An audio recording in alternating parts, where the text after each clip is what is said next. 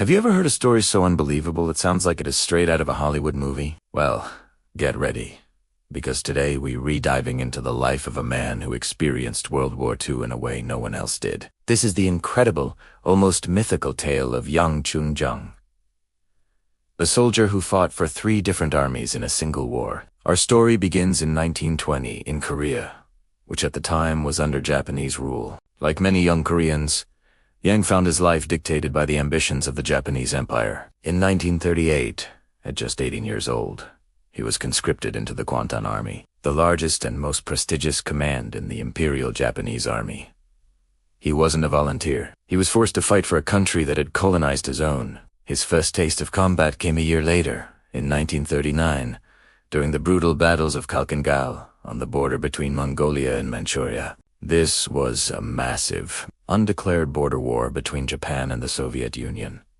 Imagine being a teenager, thrust into a conflict you didn't choose, fighting for an empire you didn't support, against an enemy you'd never met. The fighting was fierce, a brutal clash of tanks, artillery, and infantry. And for Yang Kyoungjong, it was just the beginning of his unbelievable journey. During these intense battles, Yang's luck, or perhaps his unluck, took its first dramatic turn. He was captured by the Soviet Red Army. Now, instead of being a prisoner of war in a conventional sense, the Soviets had a different plan for him. Facing a desperate struggle against Nazi Germany on their Western Front, the Red Army was suffering from severe manpower shortages. So, they did what many armies did during the war. They pressed their captured soldiers into service. Yan, along with thousands of other prisoners, was sent to a labor camp and then volunteered to fight for the Soviet Union. Can you even fathom that? 1 year you're fighting for Japan, the next year handed a Soviet uniform and a rifle, and told to fight for Stalin. He was now a soldier in the Red Army, sent thousands of miles west to the Eastern Front, the largest and bloodiest theater of World War II. For the next few years, Yang found himself in the meat grinder of the war in Europe. He was fighting against the Germans in the hellish landscapes of Ukraine. In 1943, during the Third Battle of Kharkov, one of the most savage and desperate confrontations on the Eastern Front, fate intervened once more. His unit was overrun, and Yang was captured again.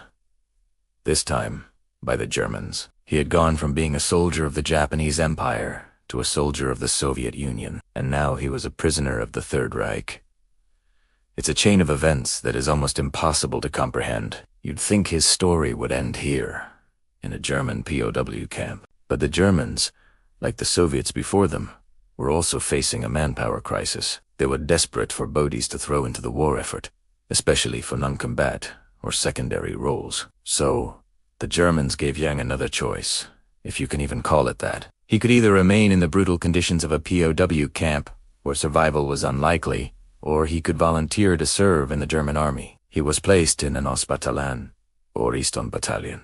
These were units made up of Soviet prisoners and defectors, used by the Germans for various duties, often in occupied territories to free up German troops for the front lines. Yang was given his 3rd uniform of the war, the field gray of the Wehrmacht. He was sent all the way across Europe, from the bloody plains of Ukraine to the coast of France. His unit was stationed in Normandy, specifically on the Cotentin Peninsula, near Utah Beach. Their job was to help fortify the Atlantic Wall, Hitler's ambitious and ultimately futile attempt to create an impenetrable fortress along the coast of Europe to repel the anticipated Allied invasion. And then came June 6, 1944.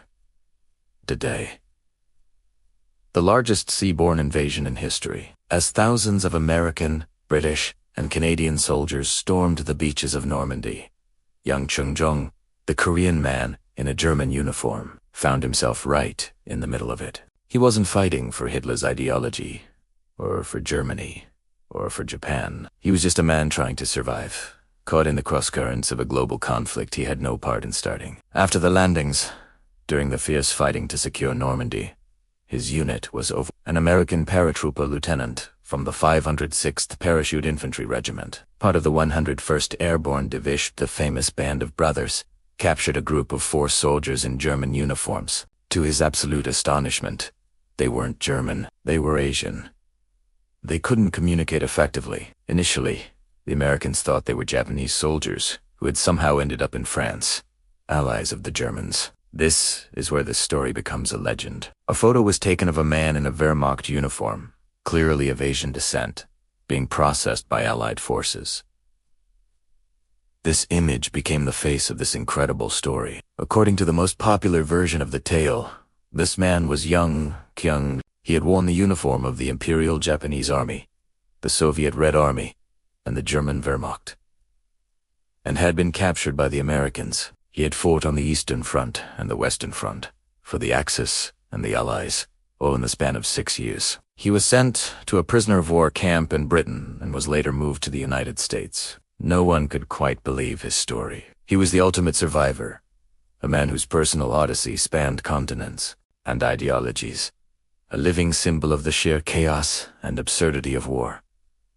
After the war ended, Kyoungjong was released. He chose not to return to Korea, a country that was soon to be divided and plunged into its own devastating war. Instead, he was granted U.S. citizenship and settled down near Chicago, in Illinois. He lived a quiet, unassuming life, never speaking much about his unbelievable wartime experiences. He passed away in 1992, taking much of his story with him. For decades, his tale was passed around as a piece of incredible military trivia, a testament to the strangest turns of fortune. Now, it's important to acknowledge that, as with many wartime legends, some historians have questioned the details. Some suggest the story might be a composite of several individuals' experiences, or that the man in the famous photograph might be someone else. The historical records from that chaotic period are often incomplete or conflicting. But whether every single detail is perfectly accurate or not, the core of the story remains a powerful one. It represents the reality for countless individuals from colonized or occupied nations who were forced into conflicts not their own. Yang's journey, whether singular or symbolic, highlights the human cost of war, where individual lives are swept up by massive geopolitical forces. He wasn't a hero in the traditional sense, fighting for a grand cause. He was the ultimate victim of circumstance, whose only cause was survival. He was, in many ways, the unluckiest soldier in the world, drafted into 3 armies against his will. And yet, he was also the luckiest, because against all imaginable odds, he survived it all. What do you think of this incredible story? Can you imagine going through something like that? Let me know your thoughts in the comments below. It has stories like these that remind us of the human element behind the history we read in books. Thanks for watching, and if you enjoyed this journey into a forgotten corner of history, make sure to like, subscribe, and hit that notification bell for more incredible stories. We'll see you in the next one.